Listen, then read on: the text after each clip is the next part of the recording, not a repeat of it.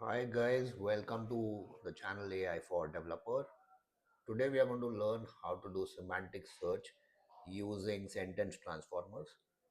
And here I've written a very small code. So let's go through the code again and let me just clear some outputs. So the first thing that we are doing is we have to install the sentence transformer library, uh, so which I have written here. Second is we'll have to use pandas, and let me run this. So you can see that I've imported pandas, and then I'm also wanting to read this CSV file, and it's saying there's some error because it's not uploaded here. Let me show you. Let me show you how the file looks like. Okay, so this is the file that I'm talking about, and this is a small database which has so many tables, and I've written the description for each of these tables here. Okay, so just to tell you that I've also become very lazy and I've taken these descriptions from OpenAI. I've asked OpenAI to describe the respective tables. Okay, so what I'm going to do now is I'm going to upload the file here, upload this file here, and then we'll run this again.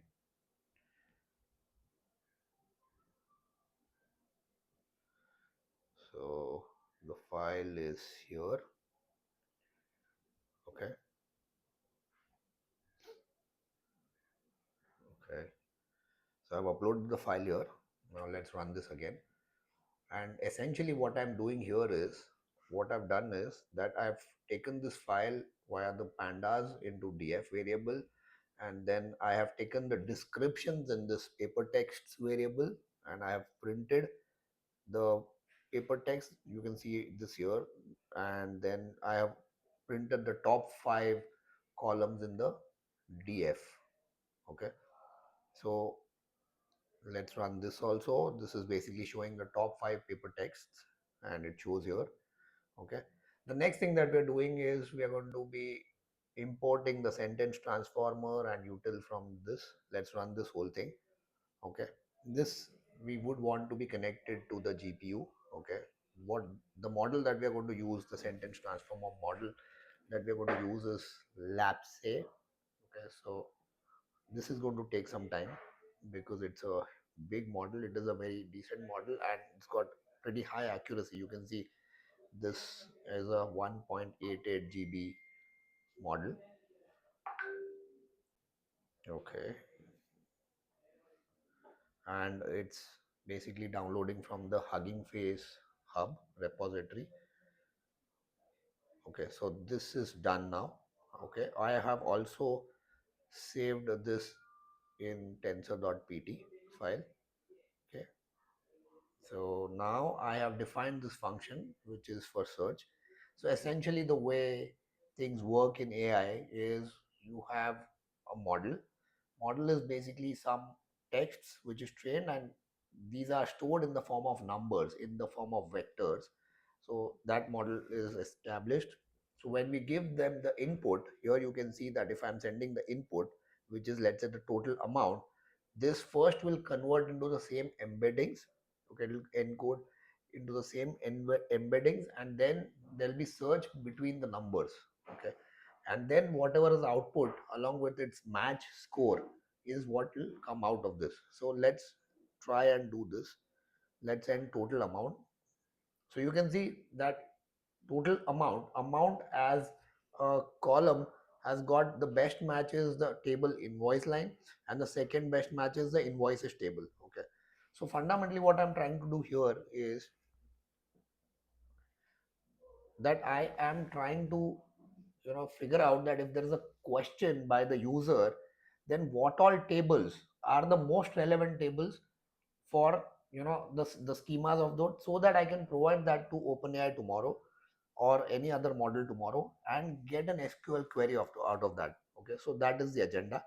Now you can see that this tensor.pt file is saved here, so I need not do the embeddings again and again. What I can also do here is, let's do this. Let's load tensor.pt. Okay, and I don't have to do this on the CPU, so I can just remove this part. Okay, let's load this.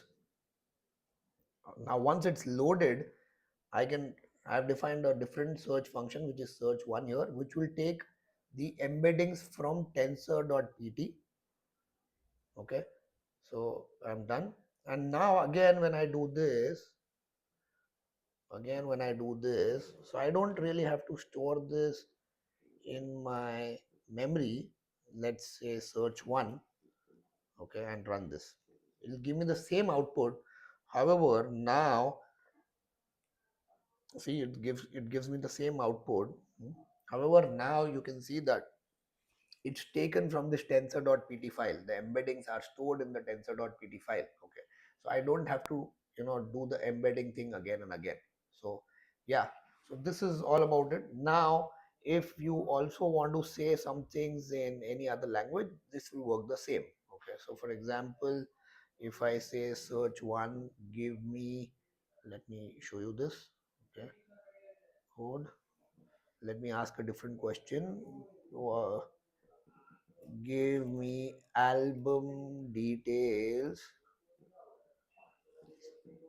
And yes, so you can see the closest match is the album table, which essentially contains the information.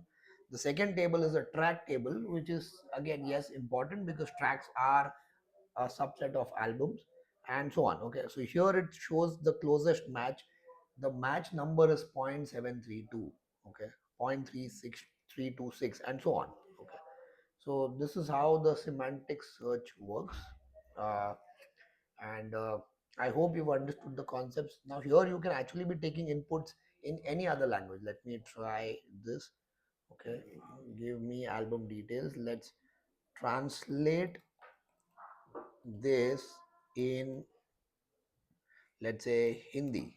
Okay, let's try this.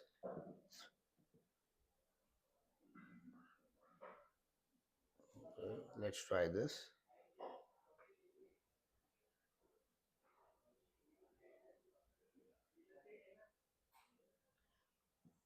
Okay, I don't know how, why is this Google Translate. Let's try this. Detect the language here. Album details. Okay, and I want it in Hindi. Okay, let's try this.